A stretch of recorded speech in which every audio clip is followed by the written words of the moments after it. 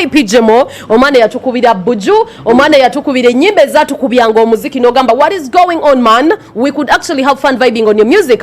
Wabula twamulabanga bya akasimu ya grabbing akasimu omwana omulenzi ono nava mukama even management we thought kama obamugobye wabula atunyonyodde but really our musician of a country gwe twali tu vibing ira wakolako ne hit etali emu 50 Cent yagamba get rich or die trying.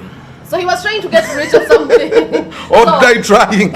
You mean he was trying? I believe I think just as it was embarrassing. But tetwakusekerera lwansonga tulina embeera olusinaffe ze tuba tetuyitamu tulina ebintu bye tuyitamu bye tutagamba abantu. However, I would never support someone to grab or steal. Actually, what we should address right now is not not why him stealing naye lwaki yabba the why, you know, bwebwetaavu obubambi bwayina bwekirina okwadresa betuba tumwagaliza because after management what is compelling him to steal it is what we should be concerned okuba nti tuaddressing okulaba nti we still have him back on the scene. Okay, so subira embeera abayimbi gye babayitamu yebe forcing omwana abadde alina hitting ezo okutuuka ku mbeera bwetyo wabula twamuguddeko anaatunnyonnyola so far what is new wabula tugambye yafunayo ku bamami abamukwatirako si kwe kuva mu flampe n'ate n'ogwa mu muliro abakyala tuba abazira ennaku zino bamami be bamuyambako ku rent mu apartment mwasula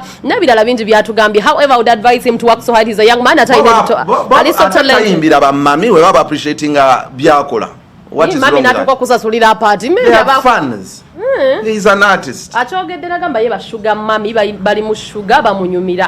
He cannot do without sugar mummies. Which is worse. Sugar mommy when you're still young, you know. Anyway, produce good music, like color music. Jemo, you have that talent, and I believe the fans betu libanja bayinzo mu support. Actually, it's a gift. Me, nachogera nako. Him and Fikfa Maker, they are the prospects of good music in Uganda. And if Ugandan music is going to go across to Africa, tormenting Africans, they are those big kids, those two boys. I have so much hope in them. Katwabe mbozi ya mukuru VIP Jemo ne chamletera okubba essimu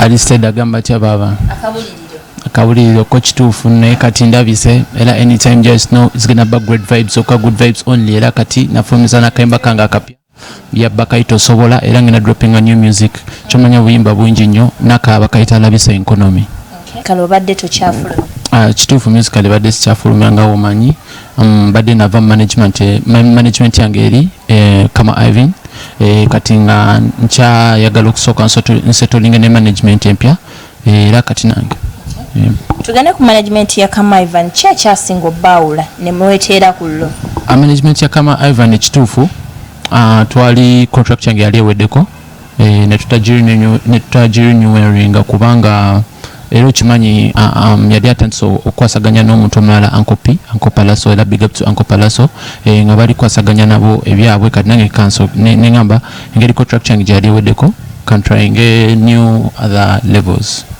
So twaliwo beef yonna between you and Kama? Atwali beef yonna era Kama Ivan mukwano gwange nyera nabadde nayo kosejo ya big up to Kama Ivan chali wange nnyo mwagalanya Ivan ebintu by'abazadde bange tabintuza kukuba era situndanga kintu kyonna kya muzadde wange Kama Ivan yali antekamu ne ssente yanyamba okukola project zange zonna zi video zonna simbu binfunayo sima buju zonna nyingi nnyo era kyakabi nnyo yankolera kyamanyi Kama Ivan. Tugamba nodda mami abakulu Grenade president we vice ekituufu si kudamba mami abakulu kubanga era okimanyi bamami abakulu abo be batuyamba buli kimu ne kiggwa bawagira muziki waffe era tukwasaganya nabo emikwano gyange. Bashuga mami toli wakola ki? Yo anesko kincho bomanya bashuga mami zesiri kubavaako be balimu ebirungi be balimu sugar be balimu ebintu byonna bimanyi byonna biki byonna wali wonna fire anesko king ebirungi byofunyemu emmotoka wish wevuga kyobomanya ebintu byonna babikola byonna mbugenda wali wetadde oyagala kufuna kyapati byonna bashuga mami babimala naye ate kyolina omanya be basinga era siba kubibwako mbudde